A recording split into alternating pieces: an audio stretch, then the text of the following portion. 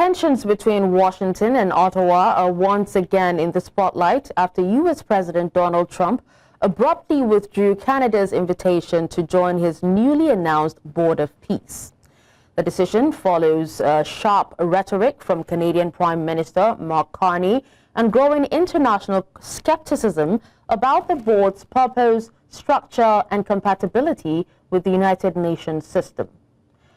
As Trump positions the body as a global conflict resolution platform, one that will place him at its helm for live questions are mounting about diplomacy, power, politics, and the future of multilateralism. To unpack this, I'm joined by Bolu Michael-Biyi, a foreign policy analyst in Eswatini. Thank you so much, Bolu, for joining us at this time. So, Bolu, what does Trump's withdrawal of Canada's invitation signal about the current state of U.S.-Canada relations, traditionally seen as one of the closest alliances, especially in global politics? All right, you see, Canada and the U.S., they have a very strong relationship. I mean, it's been like that for years. So Darshan, imagine you and your friend of 20 years, you've always been together, you've had each other's back. Then one day, your friend starts a new club and uninvites you because you didn't clap well enough at the announcement ceremony. That's basically what's happening right now between the U.S. and Canada. And it's quite unfortunate because the relationship between the two countries has been rock solid. They have the longest undefended border. They have massive trade partnership, shared intelligence through NATO allies and the Five Eyes. But this move signals that personal grievances, are now trumping institutional relationships, because Trump's withdrawal of the invitation, from Carney, Mark Carney. I think it's because of his Davos speech, his wonderful speech in Davos. I think it's kind of a punishment, So it's not about the policy difference. It's not about the difference in their values. To me, I feel it's about bruised ego and loyalty testing. And when leaders they start to treat historical alliances like a rewards program, they begin to lose points, and I think it's a red flag. It's quite unfortunate that this is happening again between U.S. and Canada since Trump became president. It's been back and forth between U.S. and Canada. It's never been this way, and it's not a good sight at all when it comes to when we. I would agree with you on that because they seem like siblings, if you ask me. But then I would also love to hear your thoughts on, the Board of Peace. What do you think? Do you think that the Board of Peace is a genuine attempt at conflict resolution or an effort to sidestep the possibly weaken existing multilateral institutions like the United Nations? All right, I see it as, a board that is being positioned as a UN alternative rather than a UN, complement. Because if you look at it, the framework of the United Nations has been there for over 80 years. When you talk about issues of international law, the infrastructure, and the legitimacy behind the United Nations is really strong. So considering the $1 billion membership fee, it's a massive tale. The UN operates based on assessment of the contributions of various countries' wealth. But Trump positioning himself as the chairman for life is not compatible with genuine multilateralism. That's not how diplomacy works. That's not how multilateralism works. Resolution requires a passive neutrality, and him positioning himself that way doesn't seek that neutrality at all. But how significant is, Canada's refusal to pay the proposed $1 billion membership fee? Do you think it also reveals deeper disagreements about the board's legitimacy and intent? Well, you see, Canada is going through a lot right now in terms of immigration, trying to position itself or regain the confidence when it comes to trade relationship.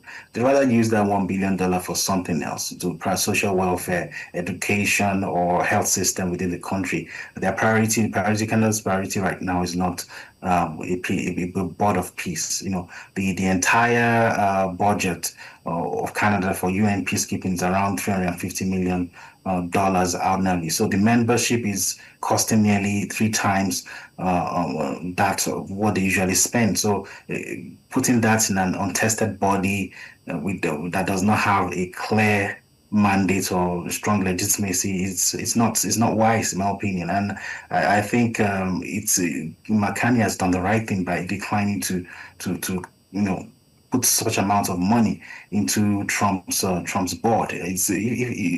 Had he made that decision to be a part of it and pay that money, he's going to face a lot of backlash. He's not going to score any political points back home. His tail is going to be on fire.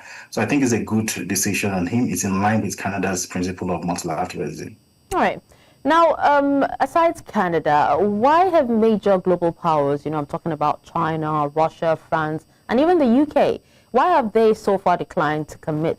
What does that mean for the board's credibility on the world stage?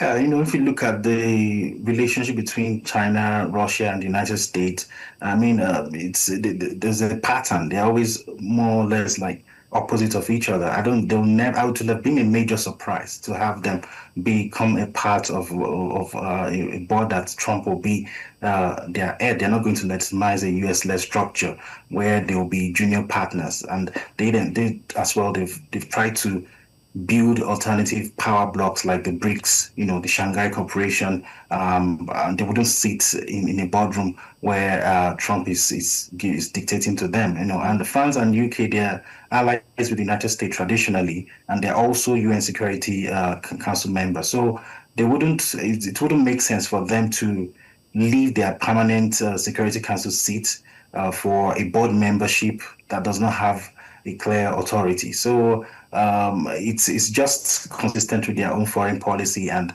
a way for them to continue to maintain their influence in establishing institutions against taking a smaller role in an organization that has not been tried or tested. So, but does Trump's position, as chairman for life, also weigh in on the reason why they have actually refused to join in or even commit? Because I'm sure there would be concerns about governance and even accountability and how it will affect, international willingness to engage with the board as well. Yeah, it's chairman for life. It sounds very like a dictatorship to me, and Trump is an old man. I don't know how long he's gonna. All right, we seem to have lost Bolu. Yeah, I can hear you. Oh, I can hear you now. Please go ahead. We lost you there for a second. Yes. Okay, so leaders that actually value rule of law and multilateralism and the values of democracy would never really want to sit in one place for life. It seems to me like a retirement plan for him post-presidency. So, the accountability is very important, especially when it comes to issues relating to peace. And domestic policies may be toxic, especially in democracies like the United States. However, positioning oneself as the chairman for life, it makes the international scene toxic as well. So toxicity at home and toxicity abroad, it just cause chaos all over the world. It's not a good idea, in my opinion.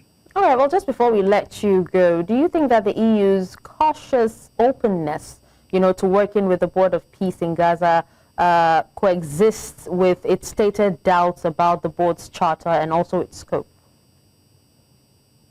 Well, it's the typical, EU's position it's very common. It's just typical classic EU edging, in my opinion. That's how they do. They try to play safe as much as possible. So they're trying to maintain principled distance while trying to be pragmatic with their options. So they're basically buying time. They want to see if this thing that Trump is putting together, whether it has legs and arms, and so if the board fizzles out, they'll never feel embarrassed because they were never fully committed. And if it works out, it's a plus to them as well because they were at the table. So it's just EU trying to manage risk, and that's how they play, especially when they failed in my opinion, as regards issues like Gaza. So they would accept anything that could be an alternative approach that may work out. If they played a workable, an active, and effective role in Gaza, maybe they would easily turn it down. But since they didn't really do that, if there's an option, we'll try it out, and I think doing as well. All right. Well, thank you so much, Bolu Michael-Biyi, foreign policy analyst, for joining us and also speaking on this. Thank you.